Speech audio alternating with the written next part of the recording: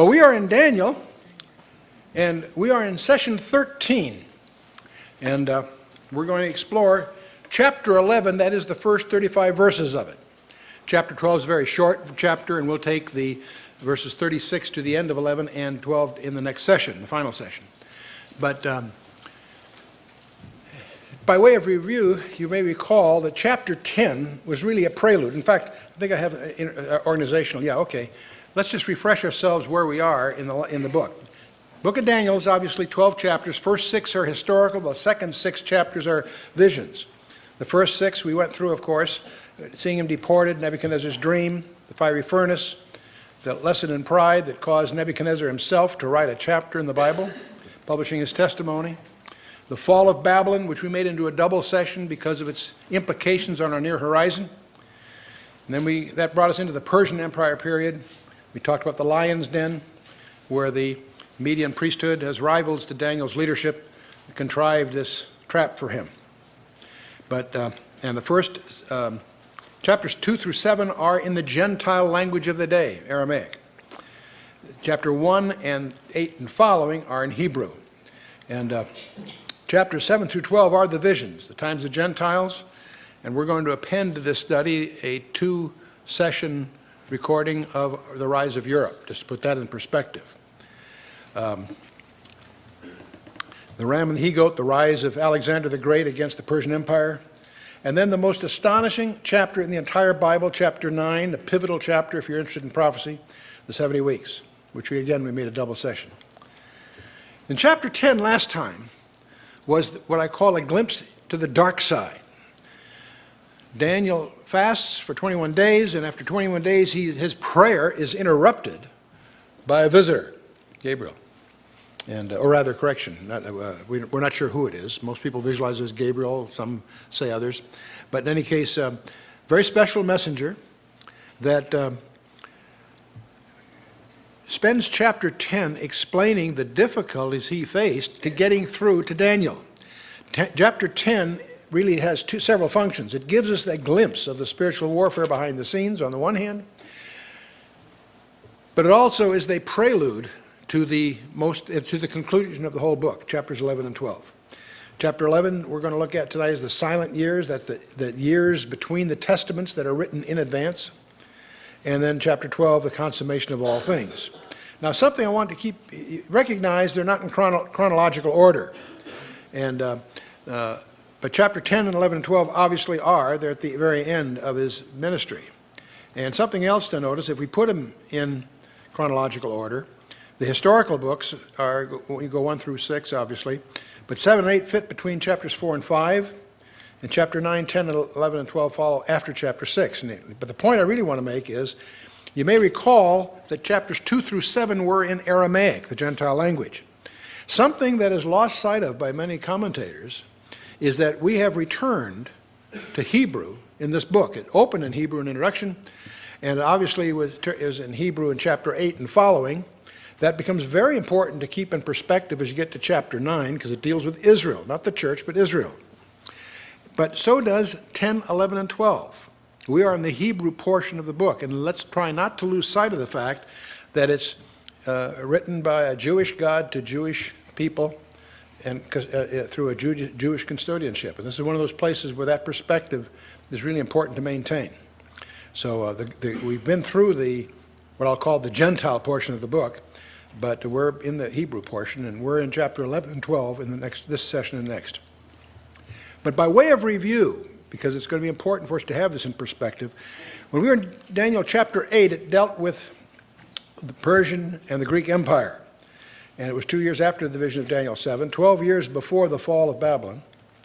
And that's when the ram was defeated by the goat from the west, and a notable horn of the goat rises, and that's, of course, Alexander the Great. It divides into 4. And one of those 4 leads to a little horn that has a very key role, both there and at the end. And Daniel interprets this for you. A leader from the west, which of course is Alexander, will subdue the Medo-Persian Empire, and indeed he did.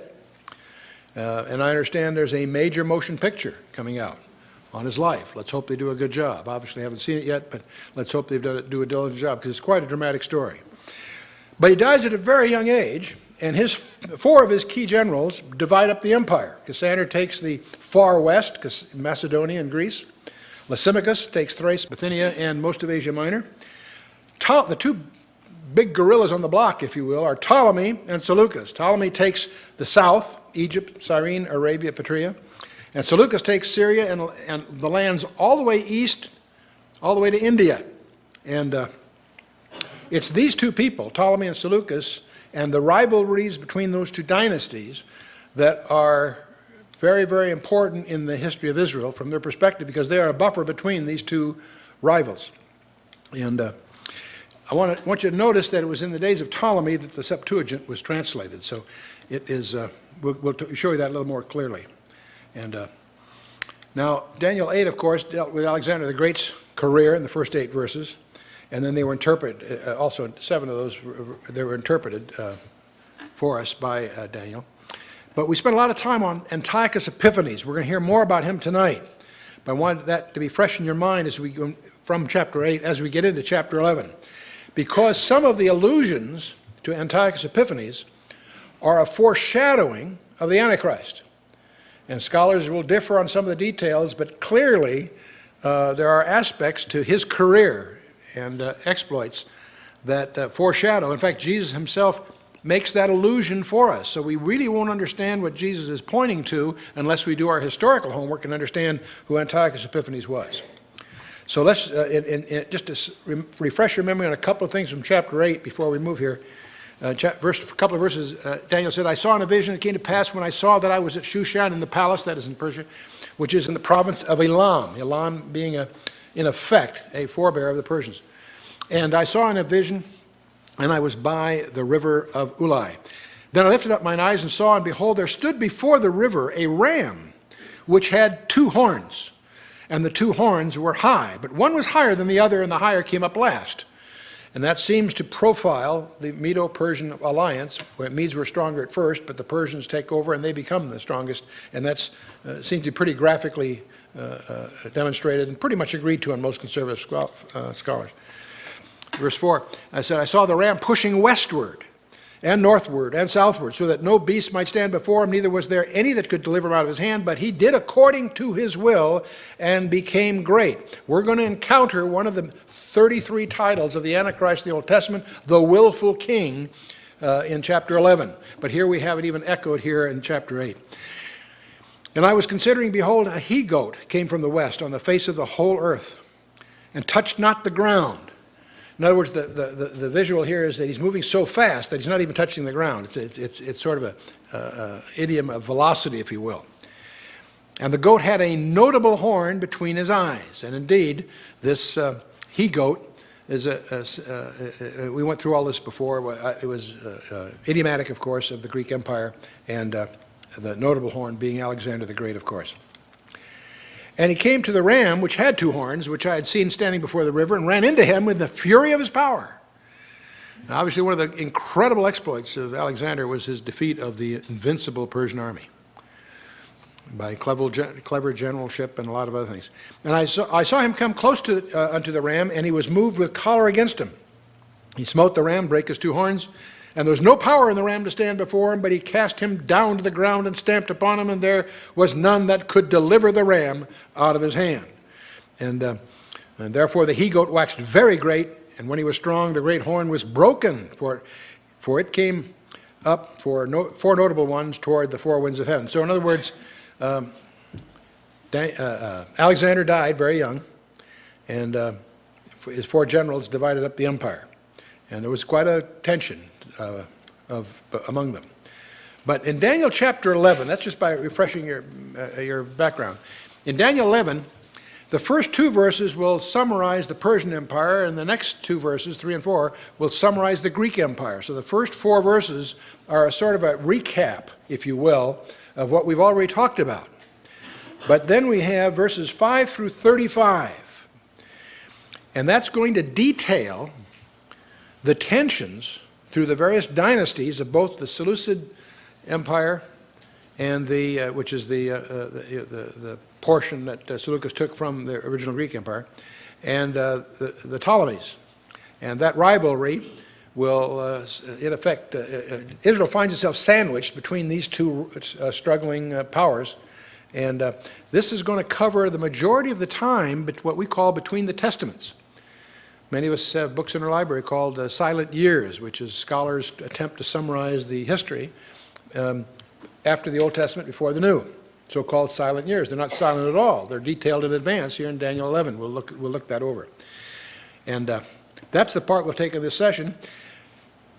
Verses 36 through 39 will introduce this character that's called the willful king. Again, an overlay from Antiochus Epiphanes. In chapter 40 to the end of chapter 11 is clearly end-time prophecies. What is confusing in this chapter is that verses 36 through 39 seem to fit both. On the one hand, much of what's said there fits Antiochus Epiphanes, which of course is historical. And yet much of it foreshadows, goes far beyond Antiochus Epiphanes, and foreshadows the final echo, if you will, of this super leader, this coming world leader that the world is watching for. So we'll sort that through, and we'll take the last two portions here as part of chapter 12 when we get there. But in Daniel chapter 11, first two verses will take us through the Persian Empire, which was Cyrus all the way through Artaxerxes Longimanus. One of the notable ones here is just before Artaxerxes Longimanus was Xerxes I. That was the king that was during the days of Esther. So the episode of Esther would fit in there. Artaxerxes Longimanus is a very important date, as we determined in Daniel chapter 9, because his decree is the trigger that Gabriel pointed to when he gave us this mathematical prophecy which details the exact day that the Mashiach Nagid, the Messiah, the prince or ruler or the king, makes his appearance on the donkey. So again, we'll see a recap of that in the first two verses. And then the next two verses will just summarize the career of Alexander the Great. And so we have the Persian Empire and then the Greek Empire, because usually the Seleucids and Ptolemies are looked at as echoes of that original Greek Empire, and the four generals that divided up, of course, we've covered here. So, and it's the last two that we'll really focus on in this chapter. So let's get at it. Looking at it geographically, again, because I think it's important to get, Cassandra took the far west, Lysimachus took that portion that you and I would associate as Turkey, in Roman times called Asia Minor. Seleucus took the east, Ptolemy the south. And these two, of course, are rivals, and what's caught right in between? Israel. And that's why this is such a dominant portion of Israel's history there. And the so-called 400 silent years are, in my view, a misnomer. But let's just jump in. We finally got here. That's the introduction. Daniel chapter 11, verse 1. Also I, who's I here? Also I, in the first year of Darius the Mede, even I stood to confirm and to strengthen him. Who's speaking here? No. Who is the guy speaking at the end of Daniel chapter 10? The messenger that spent 21 days fighting the prince, some strange dark creature called the prince of the power of Persia. Fought his way through. And he's going to announce three kings. So the speaker here isn't Daniel. Daniel's recording it. But it's the angel of chapter 10, whoever he is, where there's some scholastic debates as to exactly who he might be. It's not revealed who he is.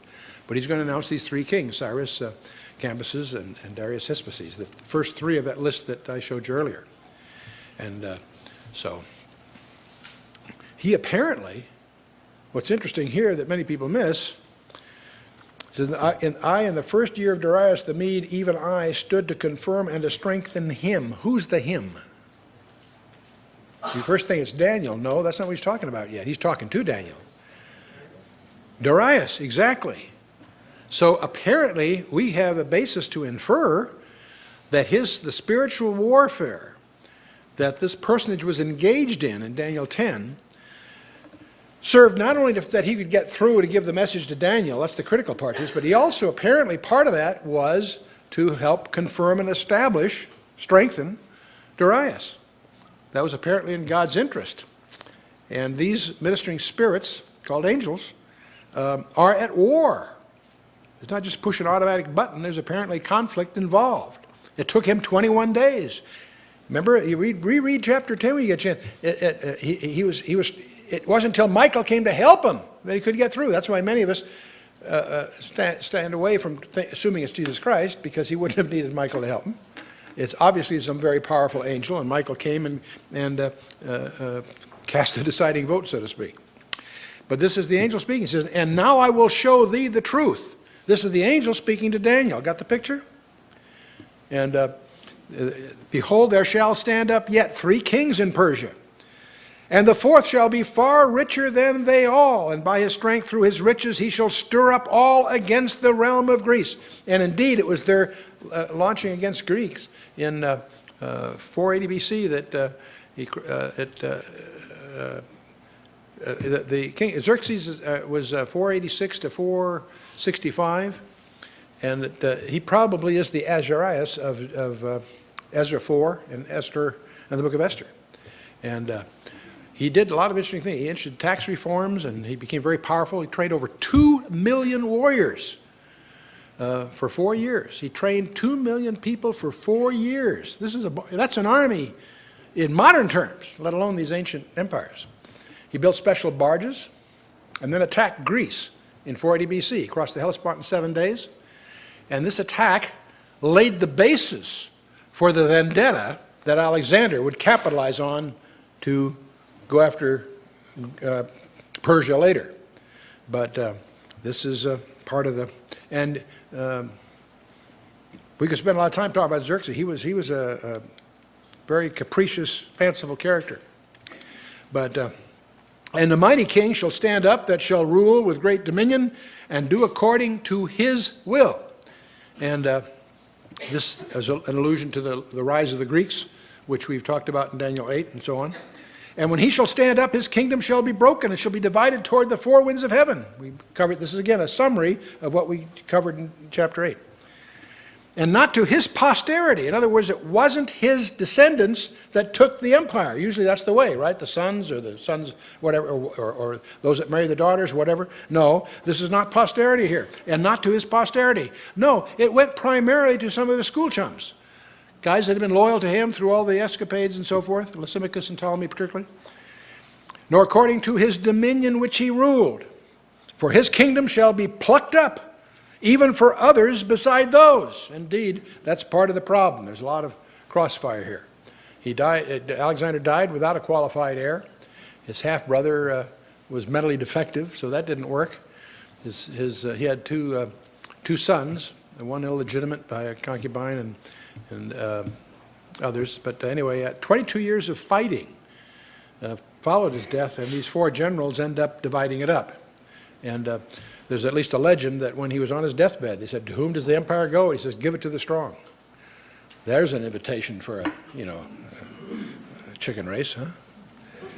So 4 generals divide. Again, we've been through this. But the 2 that we're really interested in, of course, are Seleucus and Ptolemy, the last 2. That's the one we're going to focus on for 30 verses, from verse 5 to 35 in Daniel 11.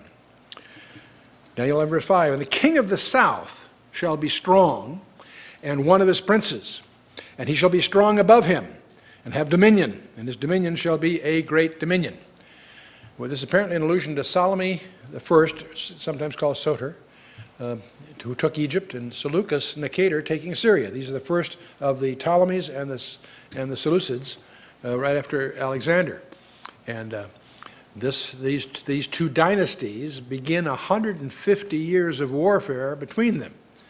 And in these warfares continually trample back and forth through Israel, which is, as you'll see as we go forward here, it's all summarized, but still it's there in definitive terms. It is summarized on one hand. On the other hand, there's enough detail here that forces the skeptics to try to argue that Daniel must have been written later than it's reported to be.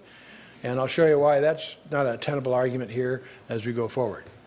And so this warfare between called the king of the south, which is the Ptolemies, or we would think of it, oversimplified a little bit, called Egypt, and the king of the north, which is here, is of course Syria, the Syrian part, the Seleucid Empire. And this tension continues until Rome marches east and Pompey, for Rome, conquers the area and establishes Roman rule over the whole area. But until the Romans do that, they're fighting back and forth, back and forth. And here's a quick summary of it. Daniel 11, kings of the south on the left and the kings of the north on the right. And we go through six members of the Ptolemaic dynasties. And we go through, 9 Seleucid leaders under Seleucid or Antiochus labels of various kinds. And one thing I'd like to point out to you, it's under Ptolemy II Philadelphus, in which at that time the literary capital of the world was a place called Alexandria. And the Jewish communities around the world, in general, spoke Greek, not Hebrew. They used Hebrew, much as a Catholic uses Latin. In other words, you might know enough about it for ceremonial purposes. It wasn't really an operative capability to most Jewish people. And yet most Jewish people would want a copy of their Tanakh, their Old Testament, that they could really relate to. So they wanted a Greek translation. Just as you and I want an English translation of a Bible, they wanted a Greek translation. So under Ptolemy II Philadelphus, a project is sponsored involving essentially 70, some say 72, scholars, the best that they could find, that would translate from the Hebrew to the Greek. And the work product took 15 years, from 285 to 270 BC. And that work product is known as the Septuagint version. Septuagint simply being a fancy word for 70. You'll often see it abbreviated in footnotes as LXX, the Roman numeral for 70. It's just the code name, if you will, of what they call the Septuagint translation. And I believe we have 4 or maybe 6 copies of that, variations of it that have come down. But because Greek is such a different language than Hebrew, Hebrew is very emotional, very descriptive in a deep sense, but it lends itself to word games, deliberately so. And Greek is just the opposite. It is incredibly precise. It has the largest vocabulary of any language on the planet Earth. Every verb has to go through 5 specific tight definition requirements, constraints. It's a highly rigid, but therefore highly precise language. It has nuances of meaning that it often takes several sentences to get the equivalent of in English. The Greek is very, very powerful. So that's very useful. That's why the Septuagint translation is very, very useful, because it has a precision that's inescapable. In Isaiah 7:14, the word there for a virgin shall conceive is a word that can mean under certain conditions a young maiden. And the skeptics like to say, well, just a young maid. That's a sign that a young maid has a child? No. The word in the Greek, when translated, was clearly what we biologically a virgin. And so the precision of the Greek is useful in clearing up a lot of these ostensible ambiguities. But anyway, I want you to notice in this scenario where the Septuagint translation takes place. And that's essentially 3 centuries before the Christian era, 270 BC. So if you take the Christian year as 30 AD, you're talking 3 centuries before. And you can understand now why in the New Testament, when someone quotes from the Old Testament, he's quoting from the Greek translation of the Old Testament. What's interesting to discover is that most, not all, but most of the quotes in the New Testament that are from the Old Testament are taken from the Greek, not the Hebrew. The Septuagint became the Christian's Bible. The Septuagint plus whatever copies you could scrounge up of the letters that were flying around among the apostles and so forth. That, of course, become the New Testament. But okay, verse 6. And in the end of years, they shall join themselves together, for the king's daughter of the south shall come to the king of the north to make an agreement. But she shall not retain the power of the arm, neither shall he stand nor his arm, but she shall be given up, and they that brought her, and he that begat her, and he that strengthened her in these times. Now, this is the end of years, and what it means after the lapse of several years. And you can find in your notes, there'll be verses to give you examples of these. But anyway, a political marriage was arranged between Antiochus II, called Theos, who was 262 to 246 BC, and Ptolemy II Philadelphia's daughter, Bernice. And Antiochus was required to divorce his own wife, Laodicea, to facilitate this arrangement. Bernice was unable to prevail against her rival, who poisoned Antiochus, murdered Bernice, and set her elder son, Seleucus II, on the throne. So those are tough times. Almost as tough times as we have in our politics here, aren't they? Anyway, and all this occurred, by the way, all this occurs, these events occur after the Septuagint translation. So just, which of course includes the book of Daniel. So we'll move on. But verse 7, but out of a branch of her roots shall one stand up in his estate, which shall come with an army, and shall enter into the fortress of the king of the north, and shall deal against them, and shall prevail. And this is apparently an allusion to Ptolemy III Euergetes, who is the brother of the murdered Bernice, who invaded Syria, seized the port of Antioch, and overran Seleucus' empire as far as Babylon. So this was a big incursion into the Syrian empire from the south. And get to verse 8. And shall also carry captives into Egypt, their gods and their princes, and with their precious vessels of silver and gold. And he shall continue more years than the king of the north. And by the way, his spoils for Egypt included 4,000 talents of gold, 40,000 talents of silver, and about 2,500 idols. Some of these were carried to Egypt by campuses 280 years earlier. Some of them were there earlier. But he continued more years than his rival, 24 years versus the 20 of his rival. So even those particulars have been dug out by historians that fit this model, interestingly enough. In verse 9, so the king of the south shall come into his kingdom, and shall return into his own land. But his son shall be stirred up, and shall assemble a multitude of great forces, and one shall certainly come and overflow and pass through. Then shall he return and be stirred up even to his fortress. And so after 2 years, Seleucus reorganized and marched south against Egypt and got clobbered, and returned to Antioch with only a small remnant of his army. And so very analogous perhaps to Napoleon's intrusion into Moscow, if you recall. He went in with, 500,000, came out with 10,000, by the shrewdness of the Scythians, if you will. But in any case, the sons of Seleucus II were Seleucus III, and who was murdered during a campaign in Asia Minor, and Antiochus III, Antiochus III is known as Antiochus the Great. And from a secular chronicle point of view, you'll come across Antiochus the Great. He's not the Antiochus we're interested in. We're interested in Antiochus IV, who calls himself Epiphanes. But in any case, I'll get to him in a minute.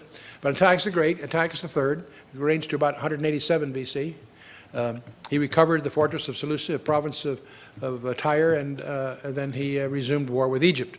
And these are all in the ancient histories, and they're footnoted in your notes if you want to get into that. And so, about 312 BC, a large Egyptian army by Ptolemy IV marched through Judea until it was met in Lebanon by Antiochus, who routed it and captured many Judean cities, both west and east of Jordan, both sides. And initially the army of Ptolemy IV was larger than that of Antiochus III. But in the spring of 219 BC, the Battle of Raphia, which is about 20 miles south of Gaza, Antiochus commanded 60,000 men, and Ptolemy about 70,000. Antiochus was defeated with a loss of 10,000 infantry and 300 cavalry. And Ptolemy, dissolute, is signed a peace treaty with Antiochus III, and Ptolemy IV celebrated his victory by a tour of the eastern Mediterranean provinces, including Jerusalem. And he was prevented from entering the Holy of Holies by paralysis. It's interesting to me as you recount history how often God intervenes to preserve that for certain times. So anyway, he was prevented from entering the Holy of Holies due to paralysis he had. Returning to Egypt, he took out his chagrin on the whole situation by persecuting the Egyptian Jews. So this is starting a trend that we'll see more of. And verse 11, and the king of the south shall be moved with choler, and shall come forth and fight with him, even with the king of the north. Now, the south and north here, don't get confused. South is Egypt, north is Syria. Some people will try to make these allusions go beyond that. And I'm not here to disparage it, but that would be in addition to and would have yet to be demonstrated. Now, these are clearly the contextual assumptions here are Egypt and Syria. But again, we're going to find these terms used idiomatically in broader terms later, and so maybe the geographic allusions also might be more broadly construed. Anyway, he shall set forth a great multitude, but the multitude shall be given into his hand. And when he hath taken away the multitude, his heart shall be lifted up, and he shall cast down many 10,000s, but he shall not be strengthened by it. And so that's pretty much what we were saying earlier. For the king of the north shall return, and shall set forth a multitude greater than the former, and shall certainly come after certain years with a great army and with much riches. And in those times there shall many stand up against the king of the south.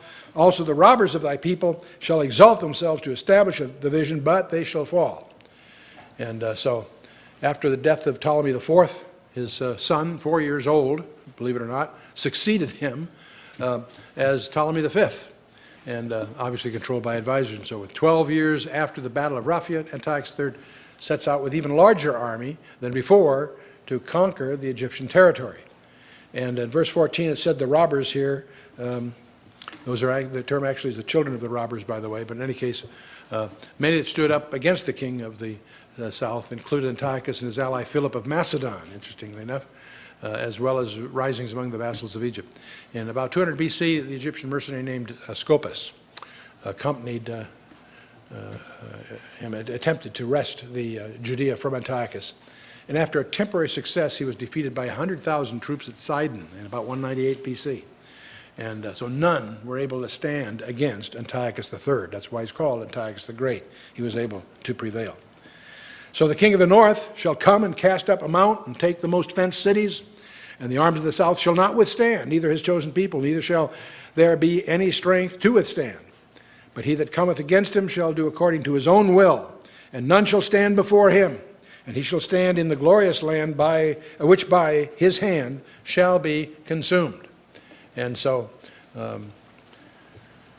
the term glorious land should not throw you. What's that an idiom of? Israel. You're right on. The glorious land is, of course, Judea. That was in Daniel chapter 8, verse 9, and also in Jeremiah 3:19 and other places. It's used that way. And he shall also set his face to enter with the strength of his whole kingdom and upright ones with him. And thus shall he do, and he shall give him the daughter of women, corrupting her, but she shall not stand on his side, neither before him. And so in about 197 BC, Antiochus III set out with a fleet to attack Cilicia, Lycia, and Caria, which were under Egyptian control. However, he encountered a disastrous defeat by an upstart rising on the banks of the Tiber, an outfit called Rome. So we're beginning to see Rome make its appearance in history here. And Antiochus' daughter is a gal by the name of Cleopatra. And she was given a political marriage to Ptolemy. It was arranged in 197, consummated in 193 BC, the groom being 10 years old.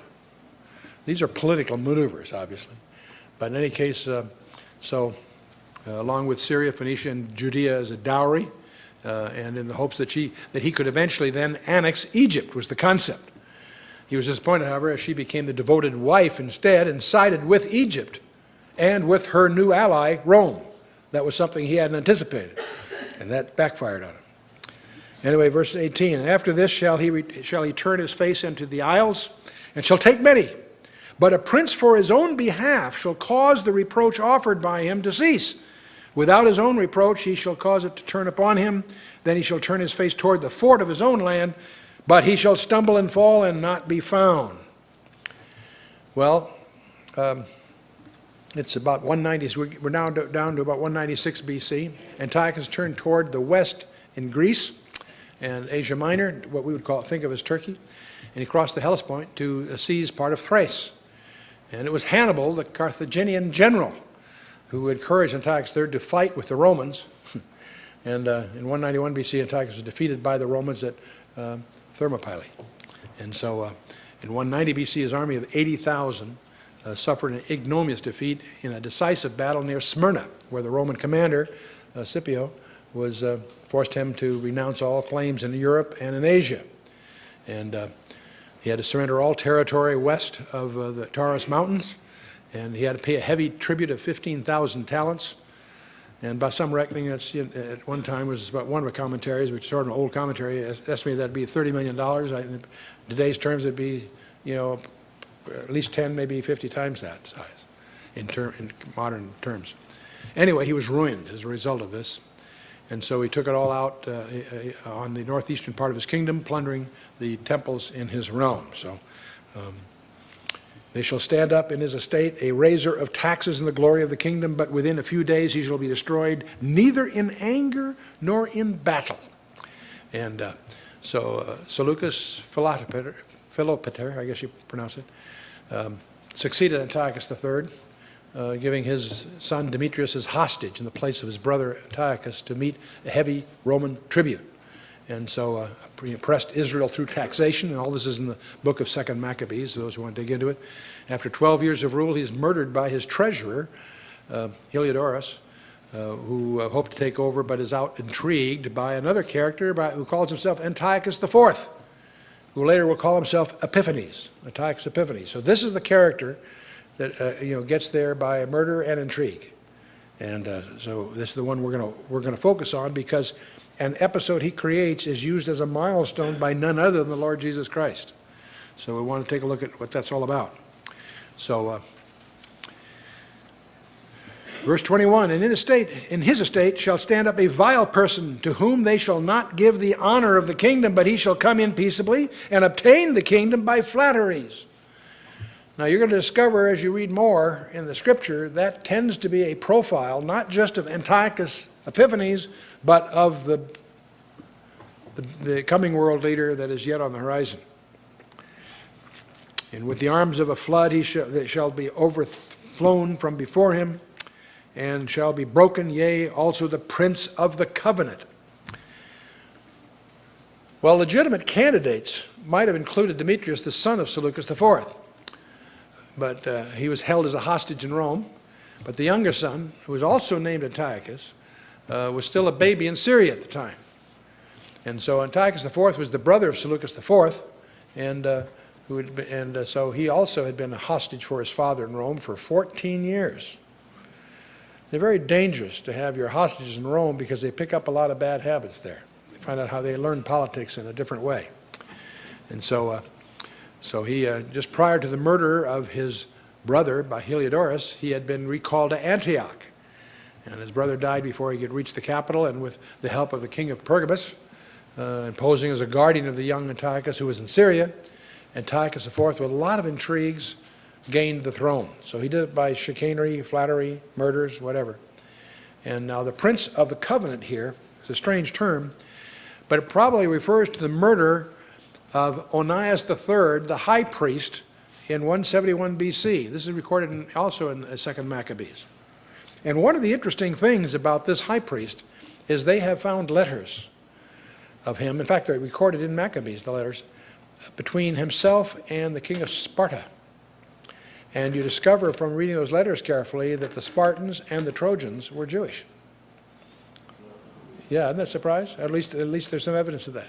In fact, there's even evidence that they not only were Jewish, they identified themselves strangely with the tribe of Dan. And that's a whole other stream of conjectures we can get into on another occasion. But in verse 23, and after the league made with him, he shall work deceitfully. So what's changed? For he shall come up and shall become strong with a small people. And he shall enter peaceably. I have to make just a comment about that. It's interesting as you study history to discover how often a small group turned the tail. In a positive sense, a very, very small percent of leadership accomplished the revolution that made America establish this country. It wasn't a majority. It was a very active, committed, small group. If you look at the Jewish situation, some analysts have figured it could have been as few as 13 people that determined the crucifixion of Christ. That railroad job that obviously affected the history of that nation. It could be as small a group as that. It's interesting how often that happens.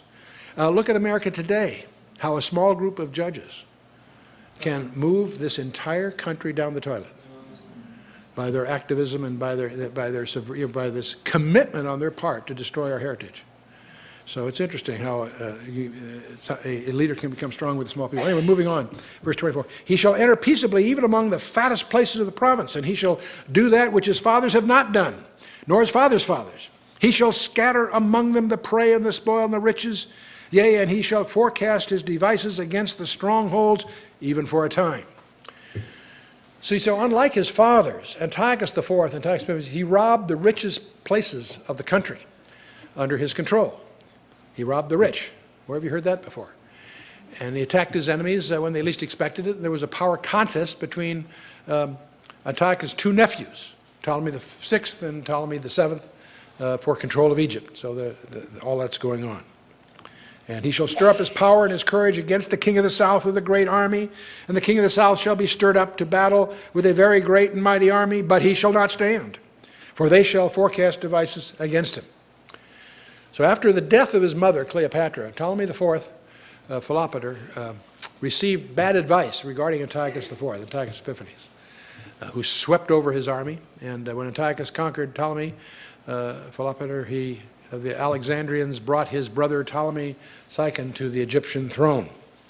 And so, yea, they that feed the portion of his meat shall destroy him, and his army shall overflow, and many shall fall down slain. Verse 27, and both these kings' hearts shall be to do mischief, and they shall speak lies at one table, but it shall not prosper, for yet the end shall be at the time appointed. You know, as you read some of these passages, they fit a lot of other situations. You know, I'm reading this from an ancient history point of view. I keep thinking of the UN and oil for food programs and the billions and billions and billions of dollars milked that fed not just private coffers, Osama bin Laden.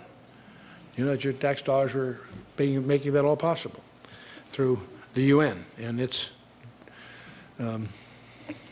lack of diligence, or worse.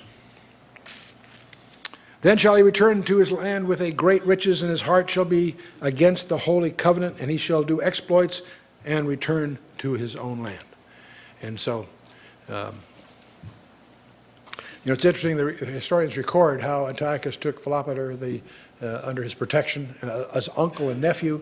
They ate together at one table, but with lies. They discussed policy, but of course turned on each other. And when he returned from his first Egyptian campaign with great riches, he then turned his attention to despoiling the temple in Jerusalem.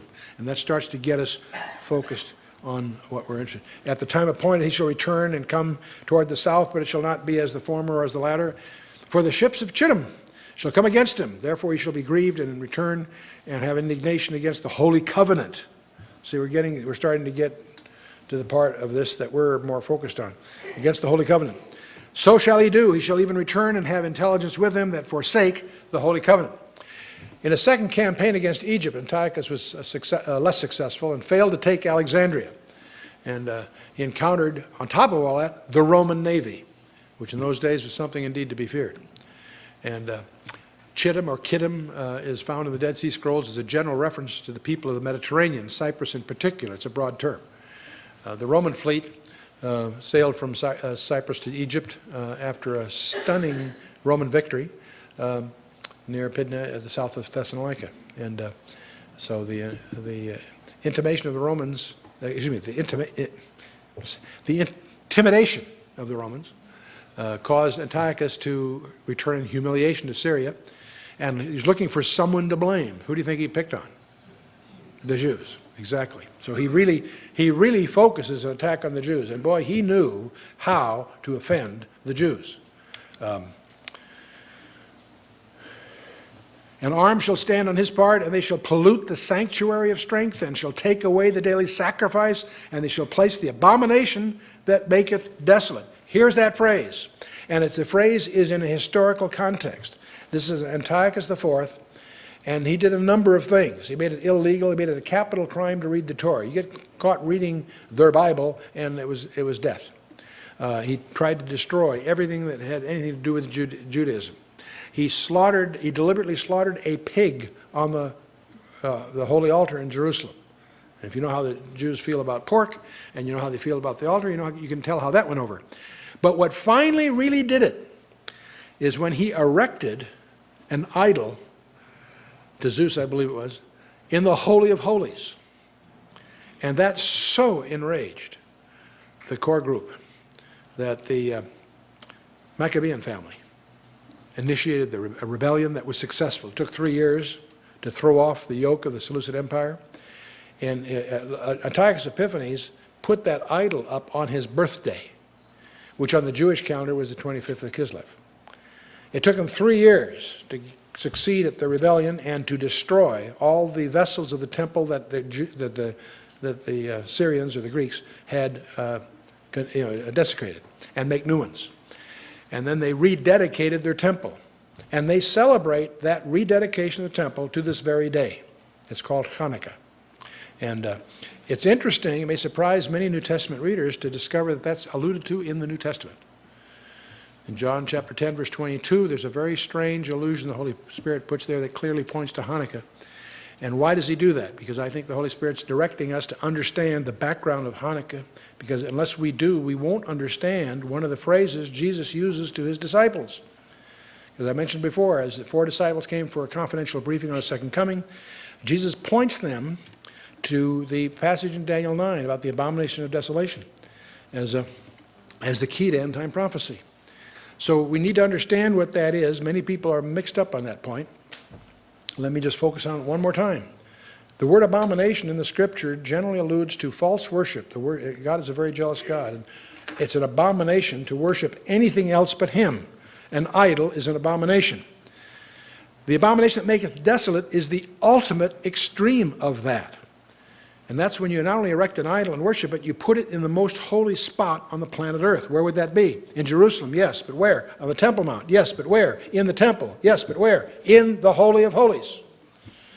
That was a deliberate move to offend, and it did. And that will happen again. And I won't give you the long version of how often this has been tried through history, but every time some leader tries to do that, God intervenes. Caligula ordered his statue to be put in the Holy of Holies. Petronius, the local general, refused to do it because he knew that would create an uprising he couldn't handle. And so he refused to do it. Caligula finds out that Petronius didn't follow his orders. He orders Petronius killed. Well, in those days, the messages went by sea, and Caligula 2 weeks later dies. And the message of his death arrives in Judea before the order came for Petronius to be killed. So he got off the hook. But you watch God getting in the way of a premature abomination of desolation.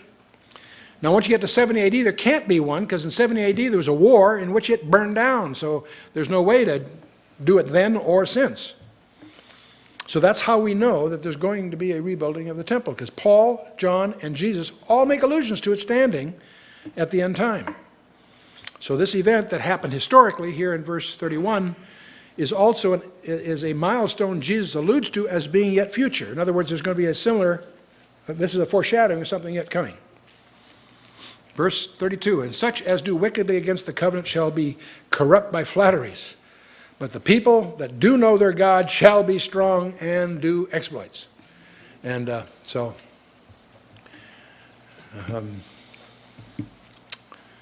that's exactly what happened. The Maccabean family led the revolt. They succeeded. That led to an era of rulership called the Hasmoneans.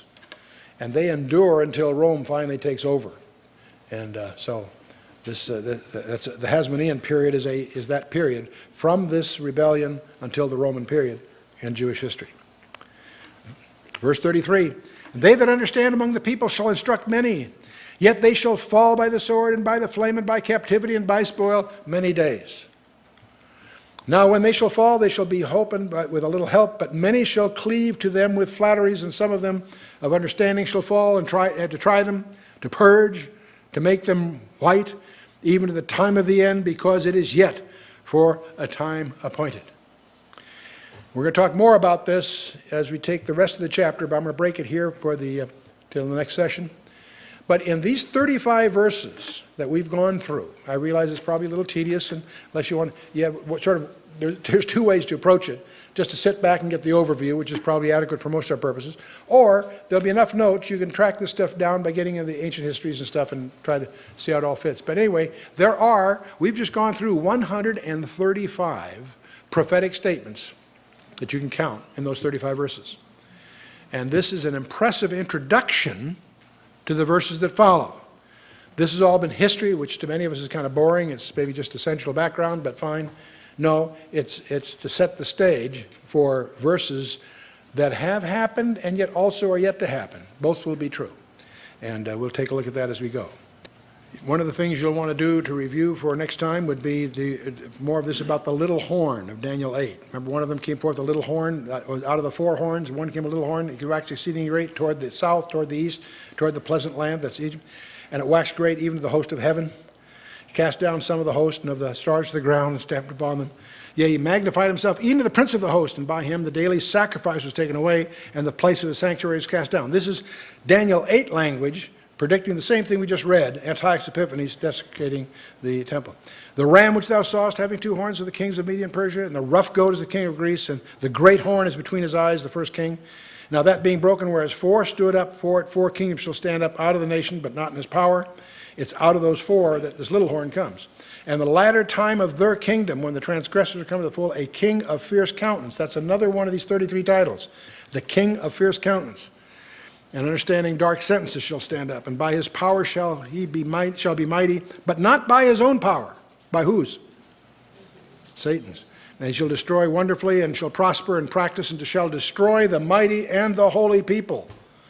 We talked about that back when we reviewed Daniel 8. And through his policy also he shall cause craft to prosper in his hand. And he shall magnify himself in his heart, and by peace shall destroy many. Interesting phrase, by peace shall destroy many. Think about that descriptor. He shall also stand up against the prince of princes, but he shall be broken without hand. And so we've gone through these 6 and 9 dynasties. And next session, session 14, will be chapter 12, the climax of all history. We'll wrap it up in a little 12-verse chapter that finishes the book. So let's stand for a closing word of prayer.